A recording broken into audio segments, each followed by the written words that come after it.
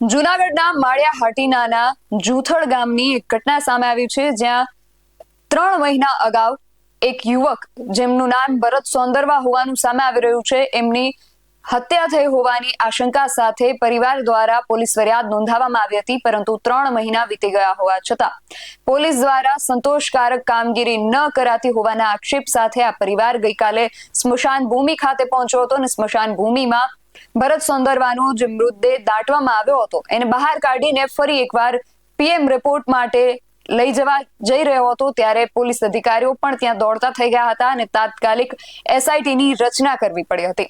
સમગ્ર મામલો શું છે તેના વિશે વાત કરીએ આ અહેવાલમાં। જય હિન્દ BSI ન્યૂઝ પર આપની સાથે હું છું નિધિ ગઢવી। જૂનાગઢથી સમાચાર એ સામે આવ્યા કે જૂનાગઢના જે માળિયા હાટીના તાલુકો છે ત્યાં જૂથળ ગામનો એક દલિત પરિવાર છે। એમના આ પરિવારનો એક યુવાન દીકરો ભરત સોંદરવા એમનો ગીર સોમનાથ જિલ્લાના તાલાલા તાલુકાના રમણેચી ગામેથી 3 મહિના પહેલા મૃતદેહ મળી આવ્યો હતો અને આ મૃતદેહ જ્યારે મળ્યો ત્યારે શંકાસ્પદ હાલતમાં મળ્યો હતો। પોલીસે પ્રાથમિક તપાસ આરંભી ત્યારે તપાસમાં જાણવા મળ્યું કે ભરત સોંદરવાની હત્યા થઈ છે। તાલાળા પોલીસ સ્ટેશનમાં આ બાબતને લઈને ગુનો પણ નોંધવામાં આવ્યો, પરંતુ આ ઘટનાને હવે 3 મહિના જેટલો સમય વીતી ગયો હોવા છતાં પોલીસ આ હત્યા પાછળનું ચોક્કસ કારણ હજુ સુધી શોધી નથી શકી અને ગુનાનો જે ભેદ છે એ હજુ સુધી ઉકેલાયો નથી। આ કારણને લઈને મૃતકના જે પરિવારજનો છે અને અનુસૂચિત જાતિ સમાજના જે લોકો છે એમાં ભારે રોષ વેફર્યો અને પરિવારના જે સભ્યો છે એ અનુસૂચિત જાતિ સમાજના લોકોની સાથે ન્યાયની માંગ સાથે ગીર સોમનાથ અને જિલ્લાના કલેક્ટર અને પોલીસ વિભાગના જે ઉચ્ચ અધિકારીઓ છે એમને વારંવાર એ લોકોએ લેખિત અને મૌખિક રજૂઆતો પણ કરી, પરંતુ લાંબા સમય સુધી યોગ્ય તપાસ ન થતા આખરે પરિવારજનો અને સમાજના આગેવાનો ફર્યા અને એમને નિર્ણય કર્યો કે પરિવારે એવી જાહેરાત કરી કે જો નિયત સમયમાં યોગ્ય કાર્યવાહી કરવામાં નહીં આવે તેઓ એ લોકો જે છે એ જૂથળ ગામનું જે સ્મશાન ભૂમિ છે ત્યાં ભરત સોંદરવાનો જે જગ્યાએ મૃતદેહ દફનાવવામાં આવ્યો હતો એ મૃતદેહને બહાર કાઢીને રીપોસ્ટમોર્ટમ માટે જામનગર લઈ જશે અને જૂનાગઢ રેન્જ આઈજીની જે કચેરી છે એના ખાતે પણ કૂચ કરવાની ચીમકી એમણે આપી હતી। એટલે આ જાહેરાતના પગલે પોલીસ તંત્રમાં ભારે દોડધામ થઈ ગઈ, પોલીસ અધિકારીઓ દોડતા થઈ ગયા અને કોઈ અનિચ્છનીય ઘટના ન બને એટલા માટે પોલીસનો જે કાફલો હતો એને જૂથળનું જે સ્મશાન હતું ત્યાં ગોઠવી દેવામાં આવ્યો। ઉચ્ચ પોલીસ અધિકારીઓ પણ દોડતા થયા અને જે પરિવારજનો છે એ મૃતદેહને એમાંથી ભૂમિમાંથી બહાર કાઢે એ પહેલા જ ઉચ્ચ અધિકારીઓ ત્યાં દોડી ગયા અને પરિવારની સાથે વાત કરીને પરિવારને એસઆઈટીની રચના કરી અને હવે આ કેસની અંદર તાત્કાલિક તપાસ કરવાના તૈયારી જે છે એ પોલીસ અધિકારીઓએ દર્શાવી હતી। તાત્કાલિક ઘટના સ્થળે જ ત્યાં એસઆઈટીની રચના કરવામાં આવી। જૂનાગઢ રેન્જના જે આઈજી છે એમના દ્વારા આ એસઆઈટીની રચના કરવામાં આવી છે, જેમાં આજે આખી ટીમ છે એના વડા તરીકે માંગરોળના જે ડીવાયએસપી છે ડીવી કોડિયાતર એમની નિમણૂક કરવામાં આવી છે। સાથે જ ગીર સોમનાથના LIBના જે પીએસઆઈ છે એને વાઘેલા અને એમની સાથે વિસાવદરના પીએસઆઈ DH વાળા આ 3 લોકોની જે ટીમ છે હવે આ કેસને લઈને તપાસ કરશે। આ બાબતને લઈને ડીવાયએસપી ડીવી ખોડિયાતરની આગેવાનીમાં જે એસઆઈટી કામ કરવાની છે એમણે ઘટના સ્થળ પરથી શું કહ્યું એ સાંભળીએ। ત્યારબાદ જે મૃતક છે ભરત સોંદરવા એમના ભાઈ વિનોદ સોંદરવા સમગ્ર ઘટનાને લઈને શું કહી રહ્યા છે એ સાંભળીએ। ગઈ તારીખ 7/3/2026ના રોજ તાલાળા પોલીસ સ્ટેશન ખાતે BNS કલમ 103(1) 115(2) મુજબનો એક બનાવ બનેલ હતો। જૂથળ ગામના મરણ જનાર ભરતભાઈ સોંદરવાના શંકાસ્પદ મૃત્યુ બાબતે એક તપાસ તાલાળા પોલીસ સ્ટેશન ખાતે ચાલુ હતી। સદરુ તપાસ બાબતે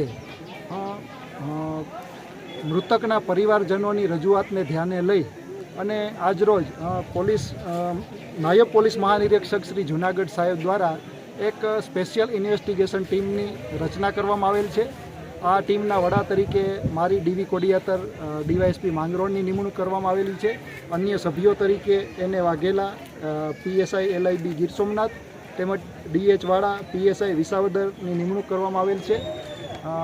આગામી સમયમાં આ ગુનાની તપાસ અમોની જે એસઆઈટી છે એ સંભાળી લેશું અને વિગતવાર અને ઊંડાણપૂર્વક આ ગુનાની તપાસ કરશું। 3 તારીખથી કંઈક રિપોર્ટ ચાલુ થવાના છે। આગામી 3 તારીખથી આ ગુનાના કામે શકમંદોના LVA SDS ટેસ્ટ થનાર છે।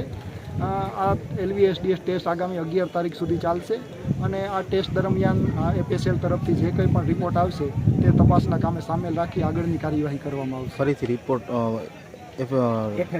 PM રિપોર્ટ કરવાનો વાત છે, FSL રિપોર્ટ. એ માટે પણ જે કંઈ પણ કાયદાકીય કાર્યવાહીને અનુસરી અને જરૂરી ઘટતી કાર્યવાહી આગળ કરવામાં આવશે. વિનોદ છે, હું ભરત સુંદરવાનો મોટો ભાઈ છું. આપણે 7/3/2026ના રોજ ભરતભાઈનું રમરેજી ગામેથી મૃતદેહ મળેલ આવેલું હતું શંકાસ્પદ હાલતમાં. એ બાબતે અમે તાલાળા પોલીસ સ્ટેશને FIR નોંધાવી હતી ને અત્યાર સુધી તાલાળા પોલીસ સ્ટેશને અમે 42 ધક્કા ખાધા હતા. 42 ધક્કામાં અમને કોઈ એવો શાંતિપૂર્વક જવાબ નથી મળ્યો કે ભાઈ ભરતભાઈના ન્યાય માટે અમારે શું કરવું, સાહેબ ક્યાં સુધી કેસ પહોંચ્યો છે. તો એ લોકોએ કોઈ એવો શાંતિપૂર્વક જવાબ જ નહોતો દીધો.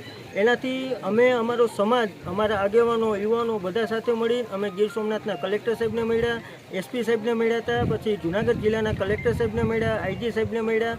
ત્યારે અમે એક જ દરખાસ્ત કરી હતી કે સાહેબ અમારે RPM કરાવવું છે અને SITની રચના કરાવવી છે. અમુક આગમી તારીખમાં સુધીમાં જો તમે કંઈ એક્શન નહીં લ્યો તો અમે અમારી રીતના અમારો સમાજ, અમારા આગેવાનો, યુવાનો તથા બધા બહેનો ભાઈઓ અમે બધા સાથે મળી ભરતભાઈની બોડી સમાધિમાંથી બહાર કાઢી અને અમે RPM માટે જામનગર લઈ જવાના હતા. એ તકે અમે 1 તારીખ આપી હતી કે 1/6/2026ના રોજે સવારે 10 વાગે અમે ભરતભાઈની બોડી કાઢી અને RPM માટે લઈ જવાના હતા. તો અત્યારે કાલ રાતનું અમે જોયું તો કાલ રાતનો અહીંયા બંદોબસ્ત મૂકી દીધો હતો. કોડિયાતર સાહેબ, DSP સાહેબ જે આપણે છે માંગરોળ તાલુકાના, એને અમને બોલાવ્યા એ કે વિનોદભાઈ અત્યારે કે હજી મંજૂરી નથી મળી તો તમે બોડી ના બહાર કાઢી શકો. હું કહું સાહેબ તમે અત્યાર સુધી ક્યાં શું એક્શન લીધું હતું? હું કહું અમે 2 મહિનાથી સખત તમને લોકોને આર્ગ્યુમેન્ટ કરતા હતા, કહેતા સાહેબ તમે કંઈક આમાં એક્શન લ્યો. હું કહું મારા મમ્મી પપ્પા હટાને આજના બીમાર છે અને કંઈ પણ વસ્તુ થશે તો એ જવાબદારી તમારી રહેશે.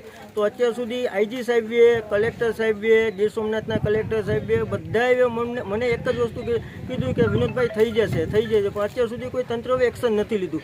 આજે મારો સમાજ, અમારા યુવાનો, આગેવાનો બધા લોકો અમે સાથે ભેગા મળીને છે ત્યારે આજે એનું એક્શન લીધું કે અત્યારે જે SITની ટીમની રચના કરવાનું કીધું તો આજે એનું SITની ટીમની રચના કરી છે.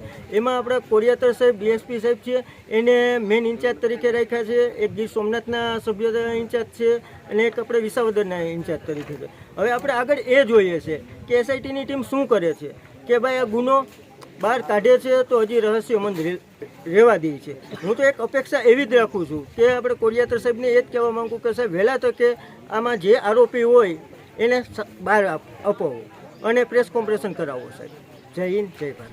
તો પરિવારજનો અને અનુસૂચિત જાતિ સમાજના જે લોકો છે એ લોકો 3 મહિના સુધી આ કેસમાં કોઈ નક્કર કાર્યવાહી ન થતા વિફર્યા હતા અને એ લોકોએ આ પ્રકારે જ્યારે કડક પગલાઓ લીધા ત્યારે પોલીસ તંત્રમાં દોડધામ મચી, પોલીસ દોડતી થઈ અને અંતે SITની રચના કરવામાં આવી. એટલે 3 મહિના બાદ, 3 મહિના સુધી રાહ જોયા બાદ પરિવાર જ્યારે વિફર્યો અને એમણે આવા કડક પગલા લીધા ત્યારે પોલીસને એ બ્રહ્મ જ્ઞાન થયું કે હવે આ જે કેસ છે એમાં કડક કાર્યવાહીની જરૂર છે.